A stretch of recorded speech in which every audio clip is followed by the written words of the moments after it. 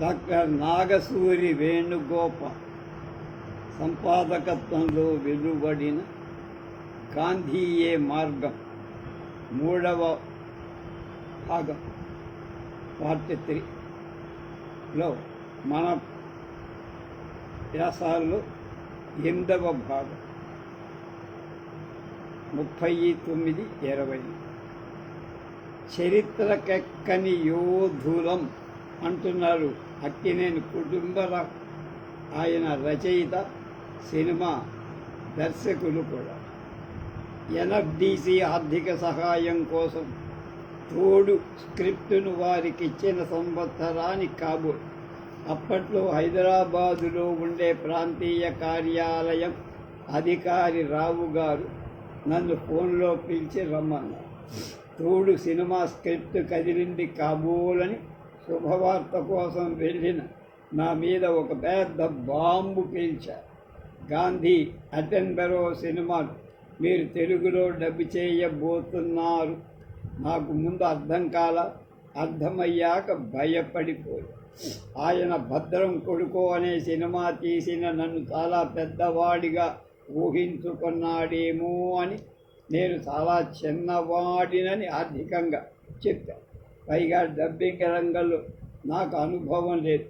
ఒకవేళ కష్టపడి డబ్బింగ్ చేసిన దాన్ని రిలీజ్ చేసే శక్తి సామర్థ్యాలు అస్సలు లేవు. భద్రం కొడుకు రిలీజ్ చేసేసరికి 10 ఏళ్ల వయస్సు మీద పడినట్టుంది నాకు.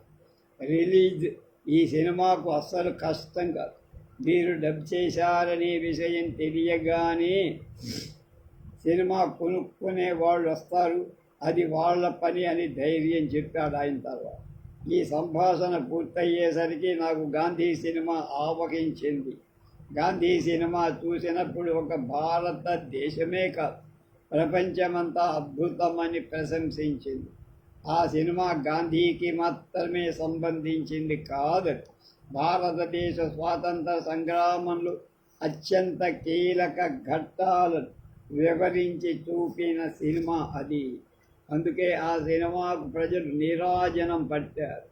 ఆ సినిమాను ఆస్కార్ 11 అవార్డులు ఇచ్చి సత్కరించి దాన్ని ఇప్పుడు తెలుగులో చూపించగలిగితే, తెలుగు మాత్రమే వచ్చిన పెద్దలకు పిన్నలకు చూపగలిగితే నా జన్మ ధన్యమవుతుందనుకున్నా. గాంధీ సినిమా దృశ్యాలు గుర్తొచ్చి ఒళ్ళు పులకరించి, స్నేహితులు భద్రం కొడుకు రిలీజ్ చేయటానికి పడిన కష్టాలు గుర్తులేవా అని నిరుత్సాహపరచిన నా మనసులో గట్టిగా మొలకెత్తిన ఉత్సాహాన్ని గమనించి ఓల్గా ప్రోత్సహించి, ఆంధ్ర బ్యాంకులో పనిచేసే ఉషారాణి గారనే స్నేహితురాలు తాము భాగస్వామ్యం వహిస్తాం అనటంలో బలం చేకూరు. మద్రాసు వెళ్ళి గాంధీ తెలుగులో డబ్బింగ్ చేయటానికి వాళ్ళు అడిగిన మొత్తాన్ని చెల్లించి హక్కులు కొని, అగ్రిమెంట్లో ఏముంది లేదు అని కూడా చూడకుండా పెద్ద పెన్నిధిని వెంట పెట్టుకొని వచ్చినట్టు ఆ కాగితాలు పుచ్చుకొని వీడియో కాపీలు ఇంగ్లీషు తీసుకొచ్చా. వేమన వసంత గారు స్క్రిప్ట్ యథార్థంగా చక్కని తెలుగు భాషలో చేసిచ్చారు. దాన్ని ముందు పెట్టుకొని ఓల్గా వీడియోలో వాళ్ళ పెదవుల కదలికను 1కి 2 సార్లు చూసి మార్చుకొని మరొక ప్రతి తయారు చేయించి, గాంధీ సినిమాలో పాత్రలు 10-12 కాదుగా, సంభాషణ అమూల్యమైన నిరీక్షేపాలు కదా. వాటికి తెలుగు మెరుగులు దిద్దటం కష్టమే కానీ ఇష్టంగా చేశాను. నాకప్పటికి మిత్రుడు, ప్రస్తుతం కూడా ఆ రంగంలో ఉన్న విజయ భాస్కర్ ఆ డబ్బింగ్ కార్యక్రమ పర్యవేక్షణ చేసేలా మాట్లాడుకున్నా. ఏ పాత్రకు ఎవరి గాత్రం పాత్రమవుతుంది, అన్నిటికంటే ముఖ్యమైనది ఈ ఎంపిక గాంధీ ఎస్పి బాలసుబ్రహ్మణ్యం గారే చెప్పగలరు. నెహ్రూకి జంధ్యాల కంఠస్వరం బాగుంది, అలా పటేల్, జిన్నా, కస్తూర్బా, అనేక మంది బ్రిటిష్ ఆఫీసర్లు, వైస్రాయల్, న్యాయాధిపతులు తలుచుకుంటే ఒక పక్క భయం, మరో పక్క పట్టుదల. హైదరాబాద్, మద్రాసులో ఉన్న డబ్బింగ్ కళాకారులంతా పాల్గొన్న సంరంభం సంబరంగా ఉంది. ఒక్కొక్క సన్నివేశంలో ఒక్కొక్క పాత్ర తెలుగులో మాట్లాడుతుంటే నేను ఓల్గా విజయభాస్కర్ పులకించిపోయేవా. అంబరీష్ పురి కంఠస్వరానికి ఎవరు గొంతు నచ్చల.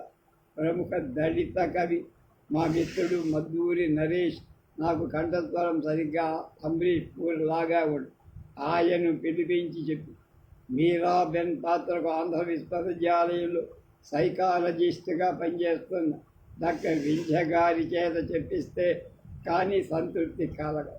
జర్నలిస్టు పాత్రకు నల్సర్ ప్రొఫెసర్ కల్పన కన్నాభిరామన్ గారే న్యాయం చెయ్యగలిగారు.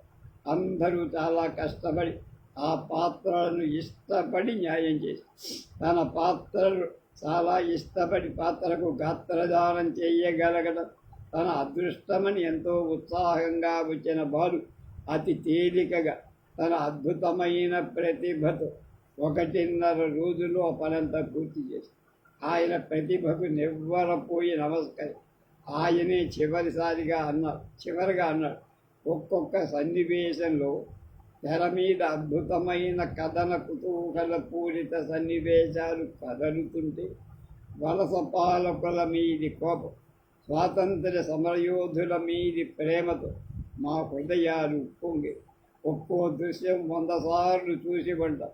ప్రతిసారి అదే అనుభూతి. డాక్టర్ సి నారాయణ రెడ్డి గారి గంభీర స్వరం ప్రారంభ వాక్యాలకు ప్రాణం పోసి మహామగులందరితో పనిచేసే అదృష్టం గాంధీ సినిమా వల్ల నాకు కలిగి మొత్తం పని పూర్తయ్యాక చూస్తే అది తెలుగులో తీసిన సినిమాలా ఉందని మేమే కాదు, ప్రివ్యూలు చూసిన కళాకారులు, మేధావులు, మిత్రులు అందరూ అభినందించి మొత్తం మీద 5-6 నెలల పాటు గాంధీ, నెహ్రూ, పటేల్, జిన్నా మొదలైన వాళ్ళకు స్వాతంత్రోద్యమ కాలం నాటి ప్రజలకు వారి ఉద్వేగాలకు కలిసి నేను జీవించాలంటున్నారు. ఈయన రాసినటువంటి ప్రయాణం చేసి ఆ కాలం నాలో కలకాలం నిలిచిపోయే గాఢమైన ముద్రగా నా మనసులో నిలిచిపోయింది. సృజనాత్మకతో కూడిన పని ముగిసి వ్యాపారం పని అయిపోయి అది నాకు బొత్తిగా చేతకాని రంగం. భాగస్వాములైన మిత్రుల అభిప్రాయాల మేరకు మయూరి వాళ్ళ ద్వారా రిలీజ్ చేసి విపరీతమైన నష్టాలతో ఉన్న కొద్ది ఆస్తి అమ్మి అప్పులు లేకుండా బయటపడ్డా.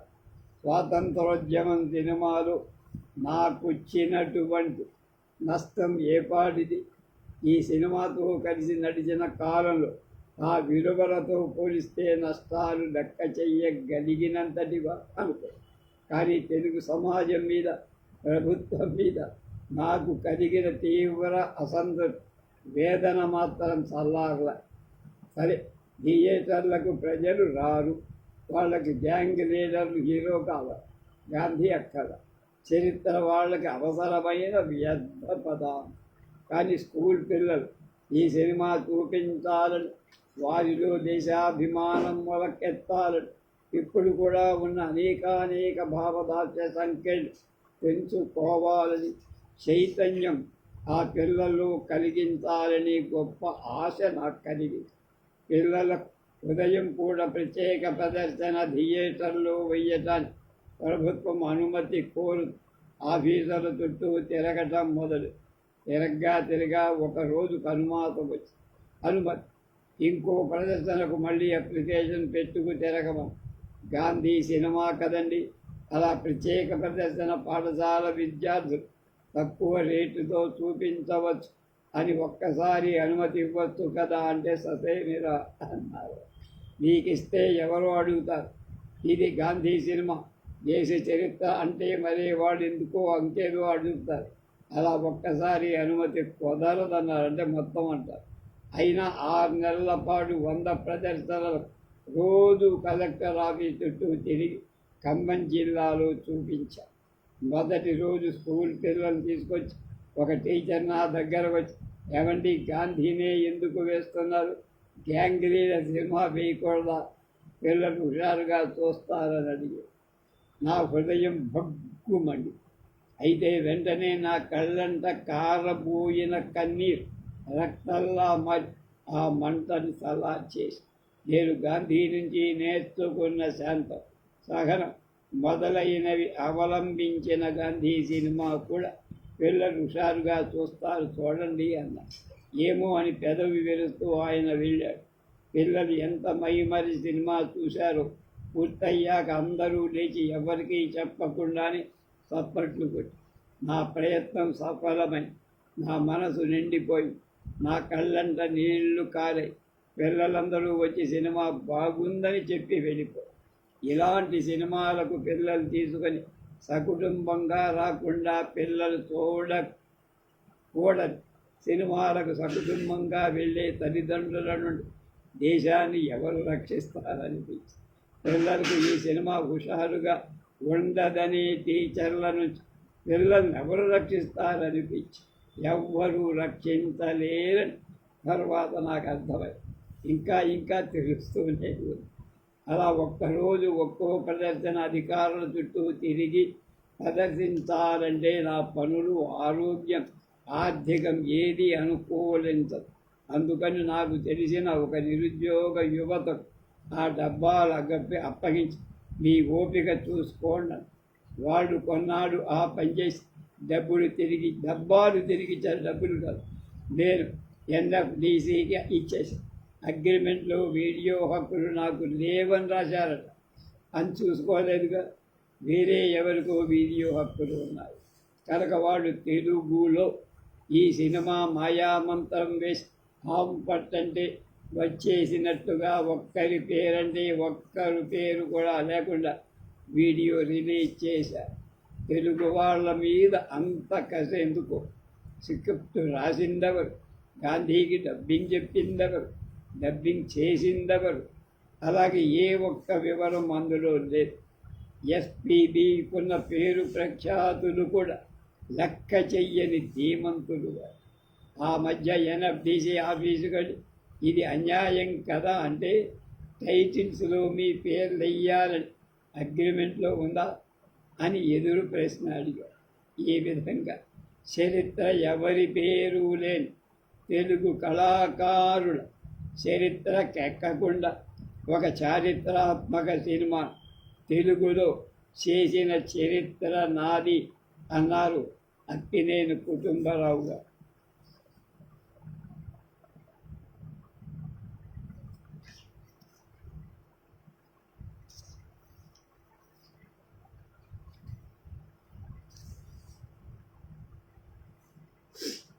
గాంధేయవాదులతో జ్ఞాపక గౌరవ్ అని ఆయన ఆలోచనాశైలి, సామాజిక కార్యకర్త. దాదాపు 12 ఏళ్ల క్రితం సంగతి. ధిక్కార స్వరాలు, భావోద్యమకారుల ఇంటర్వ్యూ పనిలో భాగంగా తెలుగు రాష్ట్రంలో విస్తృతంగా తిరుగుతున్న కాలం ఆయన. ఆ సమయంలో నిజానికి నిబద్ధత కలిగిన గాంధేయవాదుల గురించి తెలుసుకోవడం అవసరమనిది.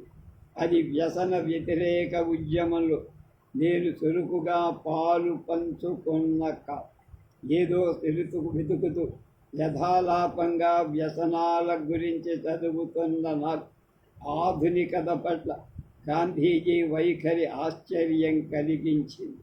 మద్యపాన వ్యతిరేక ఉద్యమకారి దూబగుంట రోషమ్మను కలిసి ఆమె చివరి ఇంటర్వ్యూ తీసుకుంది కూడా అందుకే. అలా ప్రజా ఉద్యమాల జాతీయ వేదిక సహా వివిధ ప్రజా సంఘాలతో సంబంధాల పట్ల దేశంలోని అనేక మంది గాంధేయవాదుల్ని ప్రత్యక్షంగా కలుసుకొని అలా నాటి గాంధేయవాద, సమాజవాద సాహిత్యం కోసం కాశీలోని సర్వసేకవా సంఘ కార్యాలయానికి అక్కడ శిథిలావస్థలో ఉన్న బూజు దుమ్ము పట్టేసిన పుస్తకాలు తెచ్చుకొని చదవటం మొదలు. ఆ క్రమంలోనే గాంధేయవాద విలువల పట్ల ఒక పాజిటివ్ దృక్పథం ఏర్పడి వ్యసన వ్యతిరేక ప్రచార సమితి ప్రచురించిన వ్యవస్థలు, వ్యసనాలు కరపత్రం మొత్తం గాంధేయవాదం పేరుతో 2015లో ఆ స్ఫూర్తితోనే మద్యపానమా మానవత్వమా అనే శీర్షికన మద్య వ్యతిరేక మహిళా వ్యాస సంకలనం ప్రచురించగా దాన్ని మేధా పాట్కర్ హైదరాబాదులో వచ్చినప్పుడు ఆవిష్కరించారు. ఆ క్రమంలో కలిసిన జై భారత సంస్థ మిత్రులు పెద్దలు రావెల సోమయ్య ఇంకా ఇతరేతర పెద్దలతో అనేక అంశాలు చర్చించి సోమయ్య, కాపిరెడ్డి తదితరులతో కలిసి 2018 ప్రఖ్యాత సోషలిస్టు గాంధేయవాది జీజీ పారిక్ గారి జన్మదిన సందర్భంగా దేశవ్యాప్త గాంధేయవాద సంఘాలతో ఏర్పాటు చేసిన సమావేశాలకు ముంబై వెళ్ళటం ఒక స్ఫూర్తినిచ్చి తర్వాత ఉభయ తెలుగు రాష్ట్రాలలో ఉన్న గాంధేయవాదుల్ని ప్రత్యేకంగా కలుసుకొని ఇంటర్వ్యూ చేయడం ఒక మరపురాని అనుభవం. విస్మృత స్మరాలు పేరు ప్రచురించిన ఆ ఇంటర్వ్యూల పుస్తకంతో పతనమవుతున్న నేటి తరాల వాళ్ళ త్యాగాలు విస్మృత స్వరాలని బలంగా అందించాలనే తృప్తి మాత్రం మిగిలింది. తర్వాత అఖిల భారత సర్వోదయ సమావేశాల వార్తా వెళ్ళిన రాజ్మోహన్ గాంధీతో పాటు ఎన్ఎస్ఎస్ స్థాపకుడు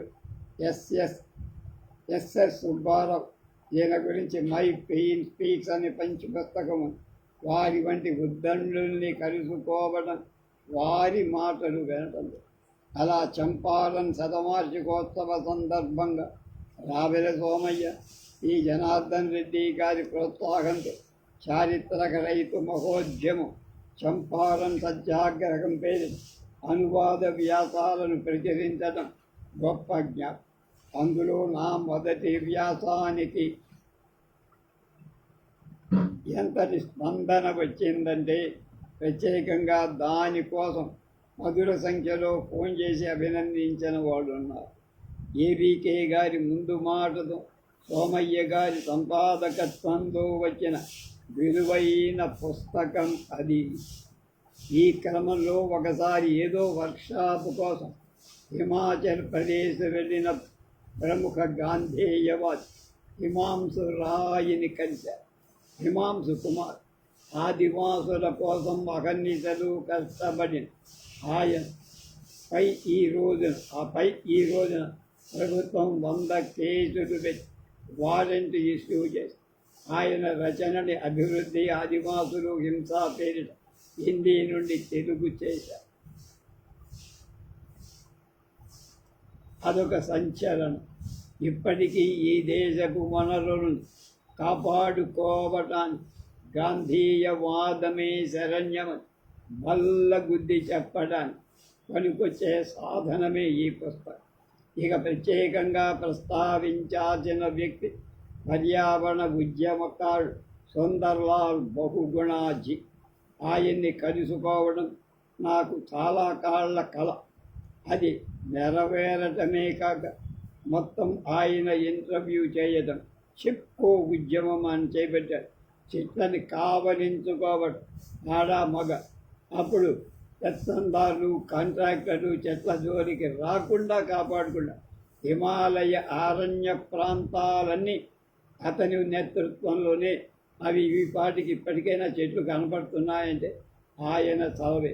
చిప్కో అని 10th క్లాస్ ఒక పాఠం కూడా ఇంగ్లీష్లో ఉండేది. ఆచరణాత్మక గాంధేయవాదాన్ని అరుదైన ప్రతిరూపం ఆయన. ఆ క్రమంలోనే అనేక మంది గాంధేయవాద మిత్రులతో పరిచయాలు ఏర్పడి వెనుదీయని గాంధేయవాది ఖాన్ అబ్దుల్ గఫార్ ఖాన్ స్థాపించి ఖుదాయి ఖిద్మత్గార్ సంస్థలో ఆంధ్రప్రదేశ్ బాధ్యుడిగా కొంతకాలం నేను పనిచేశానంటున్నారు ఈ రాసిన. గాంధీ గారి ప్రవర్తనలో రాజకీయం కానీ ఎంత విమర్శకి పాల్పడినా ఆయన ఏం చేసినా తన స్వార్థం లేదనేది తెలుసుకునేటప్పటికి ఆ విమర్శ నోరు మూసుకోవలసి వస్తుందంటాడు ప్రఖ్యాత రచయిత చలం. ఒకసారి ఇక్కడ కొంతమంది గాంధీ అనుయాయుల ఫోటోలున్నాయి, కనపడకుండా.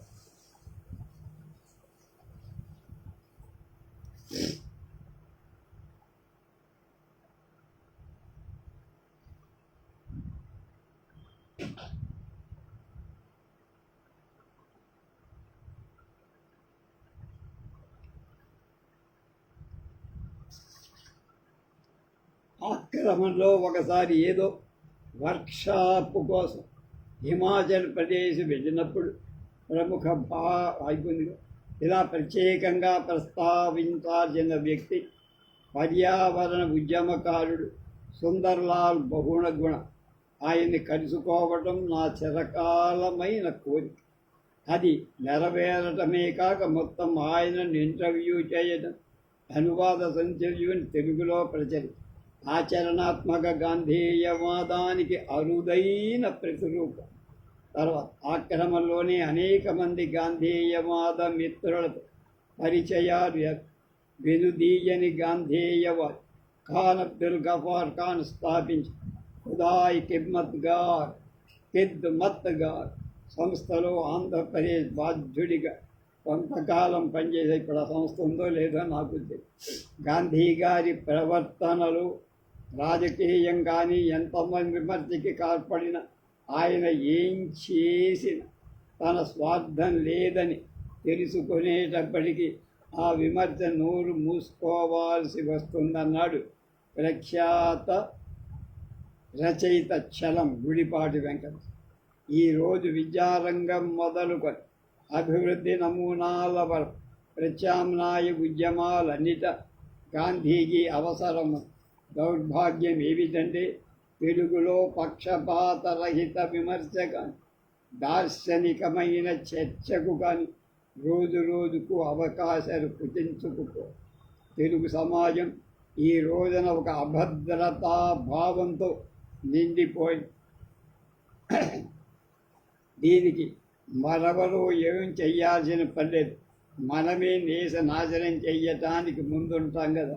ఆయనకు అర్థమై అప్పట్లో గాంధేయవాదుల్ని కలవటం, వారితో జ్ఞాపకాలు తలుచుకోవటం సంతోషంగానే ఉన్న తరచి చూస్తే వ్యక్తిగతంగా ఇంకా చెయ్యాలని చాలా ఉందనేది నా అభిప్రాయం. అనేక అసక్తతల ఎదురీదాల్సిన అవసరం ఈరోజు చాలా ఉంది. కాయండి యువకుడు, కాయండి భుజం కష్టంగా ఉంటుంది కానీ తప్పదు అంటారు వైతాళికు రచయిత సామినేని ముద్దు కృష్ణ. అలా ఎంత కష్టమైనా చెయ్యాల్సిన వాటిని చేయదు ఈనాటి యువత. తక్షణక ఏదో ఒక పార్శ్వానికి గాంధీజీ పరిమితం కార్నర్ చేసి సంకుచిత మనస్తత్వాన్ని గాంధేయవాదపు తాత్వికత అధ్యయనం చేయించి పరిచయం చేయించాల్సిన అవసరం చాలా. అంగీకరించాల్సినవి విభేదించాల్సినవి ఎప్పుడు ఉంటూనే ఉంటాయి. కానీ నాగరికత పేర యాంత్రికవాదులుగా బతుపీడుస్తున్న ప్రస్తుత కాలంలో మానవీయ కోణంలో అన్ని మార్గాలు లోతుగా దర్శించడం ఈ తరాల మిగిలిని ఉన్న ఏకైక మళ్ళ యాంత్రికవాదులుగా బతుకు ఈడుస్తున్న ప్రస్తుత కాలం మానవీయ కోణంలో అన్ని మార్గాల్ని లోతుగా దర్శించడం ఈ తరానికి మిగిలి ఉన్న ఏకైక మార్గం. అందులో భాగమే గాంధేయవాద సిద్ధాంతమని నా అభిప్రాయం.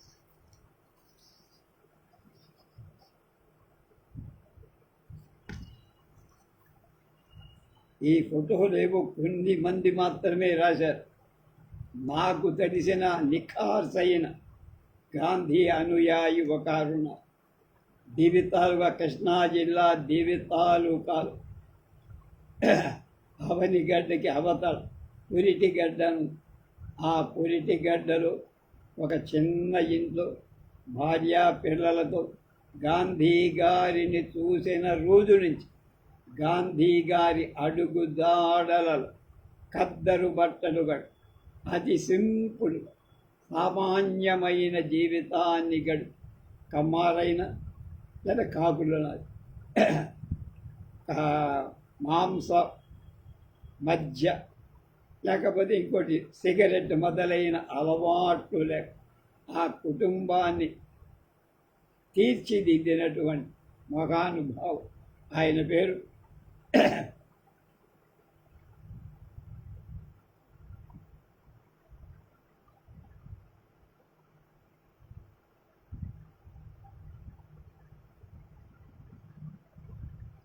మండలి రామారావు. మండలి రామారావు గారు. నేను 5-6 సార్లు వారిని చూశా. వారింటికి వెళ్ళా. వారితో నేను, మా కుటుంబం కూడా, మా మిసెస్ కూడా వెళ్ళి నేను చూశాను. ఆయనతో మాట్లాడుతుంటే అసలు గాంధీ గారితో మాట్లాడుతున్నానా అనిపించింది. గాంధీ గారు ఆ దివి తాలూకా పర్యటన, ఎడ్ల బండి మీద ఊరేగించడం, ఈయన నాయకత్వం వహించడం, దివి తాలూకా గాంధీగా ఆయనకు పేరు వచ్చింది. కానీ ఎవడు ఆ పేరుతో ఆయన పిలిచిన వాళ్ళే. ఆయన చనిపోతే కనీసం పేపర్లో కూడా మరి నాగసూరి వేణుగోపాలరావు గారు, గోపాల్కి ఎందుకు తెలియదు, ఈ వ్యాసం రాసినటువంటి గౌరవ్ గారికి ఆయన గురించి ఎందుకు తెలియదో నాకేం అర్థం కాదు. ఇలాంటి మనుషులు ఎక్కడో ఉంటారు, వాళ్ళని పట్టుకోవాలి. ఆయన అక్కడ అవనిగడ్డలో సాహితీ మిత్రుడనే ఒక సంస్థను తెలిపాడు ఒక ఆయన పేరు వెంకటేశ్వరరావు గారు. ఆ వెంకటేశ్వరరావు గారు జరిపినప్పుడు నన్ను నెలకు 2 నెలలకు అక్కడ గ్రంథాలయంలోనే, దేవాలయంలోనూ ఎక్కడో ఒక మీటింగ్ జరిగేది. పెద్దగా వచ్చేవాడు 10-15 మంది. ఆ మీటింగ్ నన్ను రమ్మంటే నేను వెళ్ళి అనేక సార్లు ఉపన్యాసం కూడా. ఆ మీటింగ్ నేను వస్తున్నానని తెలిసి ఈ మండలి రామారావు గారు వచ్చి చివరి దాకా, మొదటి నుంచి చివరి దాకా ఆయన నన్ను విడిపోతూ నాతో చెప్పేవాడు. నేను బస్సు మీద వెళ్ళి బస్సు మీద వచ్చేవాడు. సింహాద్రి వెంకటేశ్వరరావు గారు ఆయన పేరు. వచ్చేవాడు. ఆయన అనేవారు, మండలి రామారావు ప్రసాద్ గారు, మీరు వస్తున్నారని నేను వస్తున్నా, మిమ్మల్ని చూడాలని వస్తున్నా. అలా అదృష్టం నాకు అలాంటి వారితో నాకు పరిచయం కలుగుతున్నా. ఆయన చనిపోయిన కొన్ని నెలలకు కానీ నాకు అక్కడ ఎవరికో ఫోన్ చేసి ఫలాని వారు ఉన్నారా మండలి అంటే లేరండి, ఆయన వెళ్ళిపోయారని. ఆయన వెళ్ళిపోయిన 2-3 నెలలకు ఎప్పుడు నాకు చెప్పు. అప్పుడు నేను మా బ్లాగ్లో ఆయన గురించి, ఆయన ఫోటోతో సహా మంచి ఒక వ్యాసం కూడా రాసి, అలాంటి మహానుభావుడు ఈ సందర్భంలో జ్ఞప్తి చేసుకోవడానికి ఈ వ్యాసం నాకు తోడ్పడినందుకు నా జన్మ ధన్యం అంటున్నాను. గౌరవ్ గారు ఇలా ఉంటారు.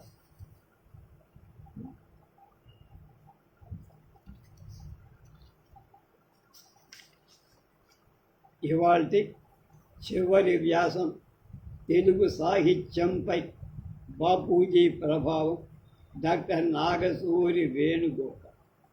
I want to show that what is useful can also be beautiful. ప్రయోజనకరమైందంత అందమైందని చూపాలనుకుంటా అన్నాడు Gandhiji April 7, 1946. Music means rhythm, art, its effect is electrical, it immediately suits అన్నారు. సంగీతం అంటే లయ, క్రమ పద్ధతి. సంగీత ఫలితం విద్యుదాత్మక ఎలక్ట్రిఫికేషన్.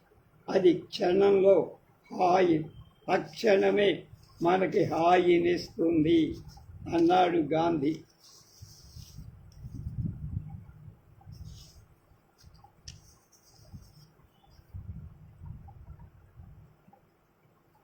జాతీయత అనేది భౌతిక సరిహద్దుల మధ్య కాక, నేను ఈ మధ్య ఎక్కడ చదివితే నాకు దొరికిన వాక్యం, సాంస్కృతిక జాతీయవాదం కావాలి, సాంస్కృతిక జాతీయత కావాలి, కల్చరల్ నేషనాలిటీగా ఉండాలి. అది భౌగోళిక మధ్య కనుక ఉంటే అది ప్రాంతీయ అభిమానాలన్నీ దాళ్ళు వస్తాయి, చాలా ఇబ్బందికరం. కనుక మనస్సులు కలిసేటువంటి జాతీయత కావాలంటే, హార్మోనిక్ కావాలంటే ఏం కావాలి? అది నేషనాలిటీ కావాలి, కల్చరల్ నేషనాలిటీ కావాలని గాంధీజీ సిద్ధాంతం చెప్పాడని నాకు అర్థమైంది. నేను చదివిన కొద్దిపాటి జ్ఞానం.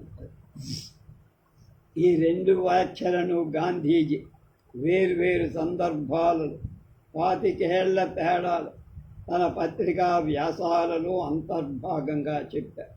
మొదటిది స్వాతంత్ర ఉద్యమం రావటానికి కాస్త ముందు కాగా, రెండవది ఆయన దక్షిణాఫ్రికా నుంచి తిరిగి వచ్చిన 5 ఏళ్లకు ప్రారంభించి యంగ్ ఇండియా తొలి సంచి కళ కోసమే అనే వాదన పూర్తిగా తిరస్కరించే గాంధీజీ ఆ కళ సమాజానికి దోహదపడాలని, అది యంత్రమాత్రము సమాజాన్ని దెబ్బతీయకూడదని భావం.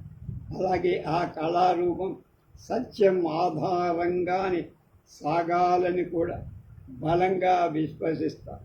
ఇందాక చెప్పిన వాక్యం నిన్న అవనిగడ్డలో మండలి బుద్ధప్రసాద్ గారి ఆధ్వర్యంలో గాంధీ క్షేత్రంలో జరిగిన కృష్ణా జిల్లా 16వ సభల్లో, కృష్ణా జిల్లా రచయితల సభ 16వ సభలో, అలాగే మండలి వెంకటకృష్ణారావు గారి 27వ వర్ధంతి సభలో నన్ను ఒక అతిథిగా ఒక సమావేశాన్ని మధ్యాహ్నం పూట పిలిస్తే నేను ఫినిక్స్ టచ్గా ఇందాక చెప్పిన మాటే మళ్ళీ చెప్పా.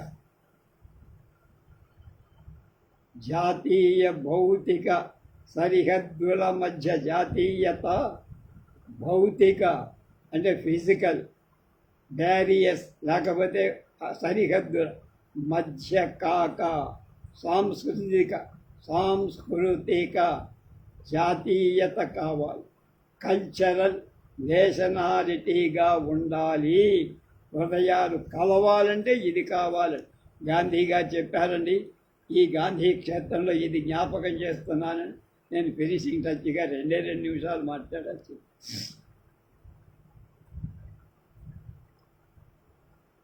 అలాగే కళారూపం సత్యం ఆధారంగా కొనసాగాలని ఆయన బలంగా విశ్వసించారు.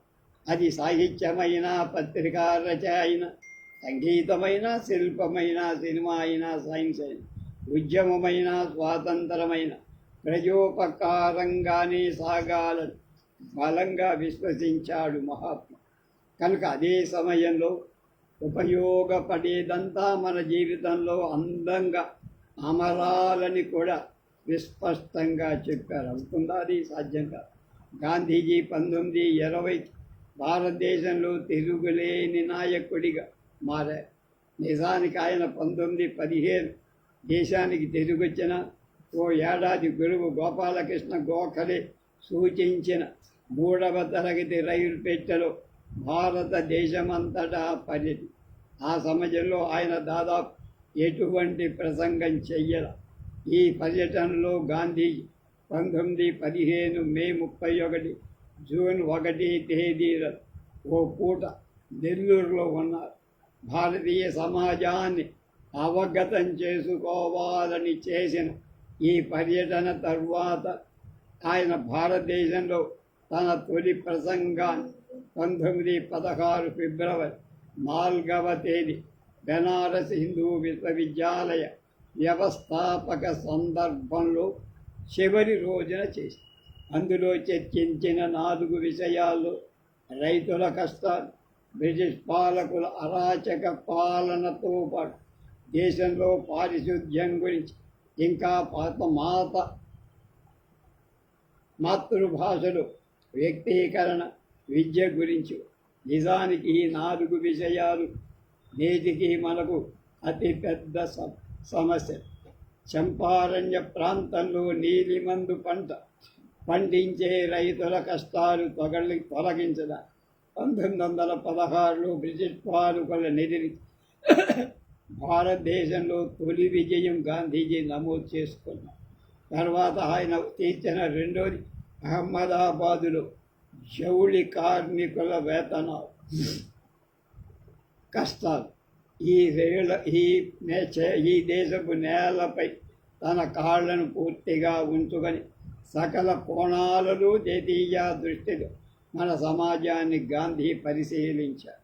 దేశంలోని అన్ని మతాలను, అన్ని భాషలను, అన్ని సంస్కృతులను, అన్ని విశ్వాసాలను ఆకళింపు చేసుకొని వర్తమానాన్ని, భవిష్యత్తు అవసరమైన మానవ ప్రవర్తన దోహదపడే అంశాలు తనదైన పద్ధతిని రూపొందించుకొని తనదైన జీవిత విధానాన్ని కొనసాగించారు. నా జీవితమే సందేశం అనే మాట తన జీవిత చరమాంకంలో కలకత్తా దగ్గర నౌకాలీలో ఉన్న బెంగాలీ భాషలో చెప్పారు. అది ఆయన సై. 1915 గోపాలకృష్ణ గోఖలే కనుమూయగా 1920లో బాలగంగాధర్ తిలక్ అస్తమించారు 5 ఏళ్ల తర్వాత. ఆ సమయంలో రౌలత్ చట్టాన్ని వ్యతిరేకిస్తూ సత్యాగ్రహం, అమృతసర్ జలియన్ వాలా బాగ్ దురంతం, తొలుత జరిగిన కీలకమైన సంఘటనలు 1920కి గాంధీజీ ఏకైక నాయకుడిగా దేశానికి నిర్దేశనం చెయ్యటం మొదలై ఆయన భారతీయ స్వాతంత్ర పోరాట జీవితంలో 3 దశాబ్దాలు 3 మహత్తరమైన ఉద్యమాలు: సహాయ నిరాకరణ ఉద్యమం 21-22, దండి ఉప్పు సత్యాగ్రహం 1930-34, క్విట్ ఇండియా ఉద్యమం 1942-40 కీలకంగా ఉప్పు సత్యాగ్రహానికి ముందు గాంధీజీ నాయకత్వంలో ఒక దశాబ్దంలో దేశవ్యాప్తంగా రకరకాల పోరాట జరగటంతో పాటు దేశవ్యాప్తంగా ఎంతోమంది వ్యక్తులు ఆ ప్రాంతపు దశ వ్యక్తులు మహానాయకులుగా ఎదగటం, ఎన్నో రకాల కార్యక్రమాలు సర్వతోముఖ అభివృద్ధి వారు దేశవ్యాప్తంగా చేపట్టడం ప్రారంభించారు. 1920 సెప్టెంబర్ అక్టోబర్ నెలలో గాంధీజీ నవజీవన్, యంగ్ ఇండియా అనేటువంటి 2 పత్రికలు, గుజరాతీ భాషలో మొదటిది, రెండవది ఇంగ్లీష్లో నిర్వహించి మొత్తం విజయ సాధనలు తొలి సగం యంగ్ ఇండియా వంటి పత్రికకు చెందే, తరువాతి సగం ఆయన వ్యక్తిగత సౌశల్యానికి మూర్తిమత్వానికి చెందారు. కొల్లాయి కట్టడం మొదలై 1921 సెప్టెంబర్ 22 ఈ నెలలోనే 8 రోజుల క్రితం ఆయన మాట, ఆయన ఆకారం, చేపట్టే కార్యక్రమాలు అన్నిటిలో భారత ప్రజలు మమేకమై భాషా, మతం, కులం, సంస్కృతి అనేక పరిమితులు దాటి ఆయన వెంట నడిచారు. అతి సాధారణమైన వ్యక్తి ఆహారంలో కీలక అవసరమైన ఉప్పును అంశంగా తీసుకొని 78 మంది వ్యక్తుల సహాయంతో 24 రోజుల నడి 200 మైళ్ళ దూరం, అంటే 300 కిలోమీటర్లు ఉన్న దండి ప్రాంతానికి ఉద్యమం ఆయుధాలు లేకుండా చేరి శాసన ఉల్లంఘనం చేసి తెల్ల పాలకులను లొంగదీశారు. 41 ఏళ్ల వృద్ధుడు రవి అస్తమించని సామ్రాజ్యాన్ని ఎటువంటి ఆయుధాలు లేకుండా శాంతియుతంగానే వణకు పట్టించడం గాంధీజీ ప్రపంచ నాయకుడయ్యారు.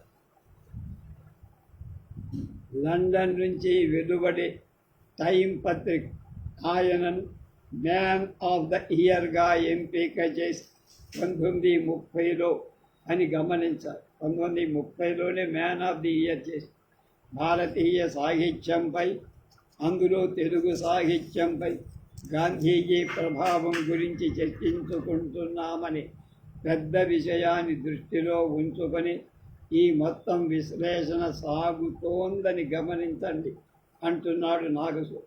గాంధీజీ దక్షిణాఫ్రికా వెళ్ళిన 3వ రోజుకే అవమానం పాలైన సందర్భంతో మొదలై క్రమంగా నాయకుడిగా ఎదిగారు.